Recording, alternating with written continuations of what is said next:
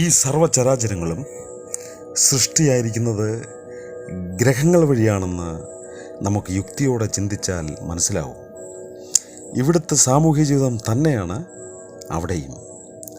അവിടെയും അച്ഛനും അമ്മയും സഹോദരരുമൊക്കെയുണ്ട്. സൂക്ഷ്മതയോടെ മനനം ചെയ്താൽ നമുക്ക് ഉത്തരം കിട്ടും. ആകർഷണത്താലാണ് ഈ ഗ്രഹങ്ങൾ മുഴുവനും നിലനിൽക്കുന്നത്. ഉരുളുന്ന ഭൂമിയുടെ മേൽ നാം വിരാജിക്കുന്നത് പോലെ തന്നെയാണ് ഗ്രഹരോഹത്വം നടന്നുകൊണ്ടിരിക്കുന്നത്. നമ്മുടെ ശരീരങ്ങളിൽ പോലും ഗ്രഹങ്ങളുടെ ശക്തി നിയന്ത്രിച്ചു കൊണ്ടിരിക്കുകയാണ്. ലളിതമായി നമുക്ക് പറയാനും അത് തൊട്ടറിയുന്നതിനും മർമ്മപ്രധാനമായതുമായ ആ ഭാഗം, ആ ഗ്രഹങ്ങൾ നമ്മളെ ബാധിക്കുന്ന പ്രാധാന്യമായ ഭാഗം ഏതെന്ന് നിങ്ങൾക്ക് പറയാമോ? അറിയാമെങ്കിൽ കമൻറ്റ് ബോക്സിൽ അറിയിക്കുക. Okay, bye, see you in next episode number 4 Bhagyakendra astrology Kerala.